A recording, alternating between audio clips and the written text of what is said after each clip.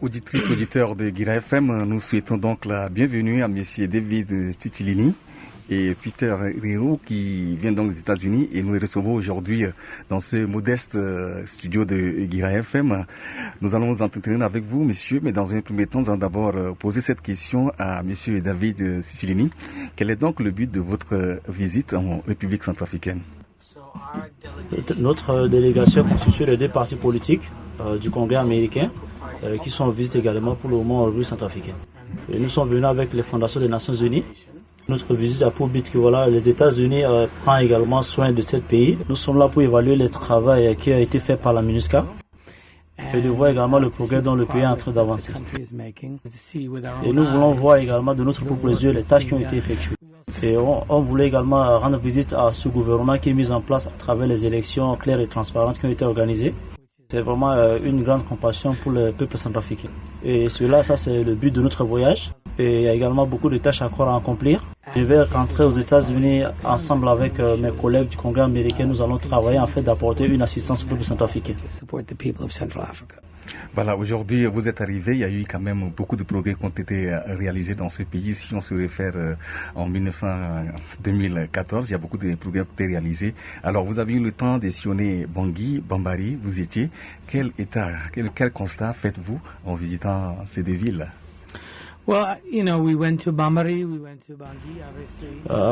Nous sommes arrivés dans ce pays, on a visité Bambari, on a visité également la ville de Bangui.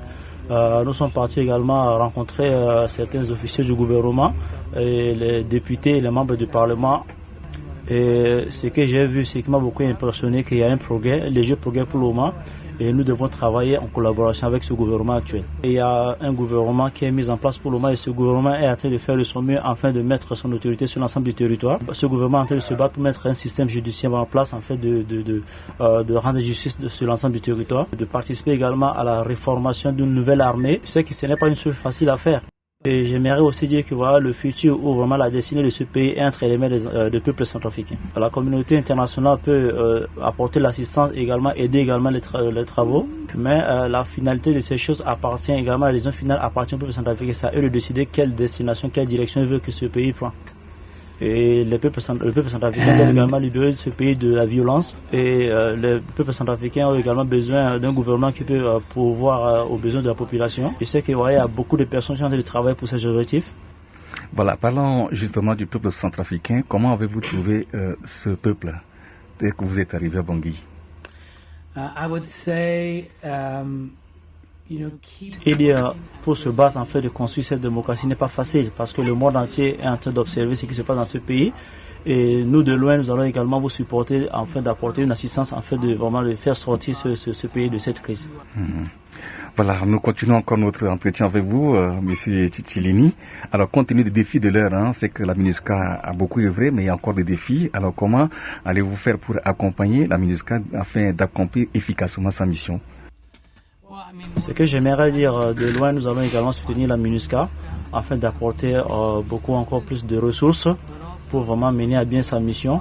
Mais ce que je crois, pour réussir afin de sortir, de faire face à ces défis, cela appartient au gouvernement centrafricain qui doit se battre afin de travailler en collaboration avec cette mission afin de relever ce défi. Que ce président a été choisi, il a été élu par le peuple centrafricain. Et également, même les membres de l'Assemblée, les députés sont également choisis par le peuple centrafricain. Ils ont cette tâche afin d'apporter la paix et de sécuriser le territoire. Et je crois que notre responsabilité de supporter, c'est d'apporter de l'assistance au gouvernement et également le travail. Voilà pour terminer donc cet entretien avec vous. L'armée américaine a quitté la ville de Obo, laissant quelque peu un vide dans cette localité de la République centrafricaine. Alors, comment allez-vous faire pour aider donc le gouvernement centrafricain à combler en quelque sorte ce vide-là? Well, the United States, along with our international partners, are doing a lot of work to strengthen the police. Bien sûr que l'armée américaine a quitté la ville d'Obo, mais ce que j'aimerais dire par rapport à la sécurité et la sécurité de cette zone, les États-Unis avec ses partenaires sont en train de travailler en collaboration dans la formation de l'armée nationale, de la police nationale, de la gendarmerie. Mais en finale de toutes ces choses, c'est le gouvernement, il appartient au gouvernement. Cette tâche se repose sur le maître du gouvernement afin de travailler pour élaborer ces questions pour apporter la sécurité et la sûreté au sein de la population. Responsible for that, and in the end, that's going to be the government of this country. Je vous remercie pour avoir répondu à nos questions dans ce modeste studio de Guira FM. Une fois de plus, merci. On va vous entretenir avec Monsieur Peter Riou. Vous êtes donc le président de la Fondation des Nations Unies.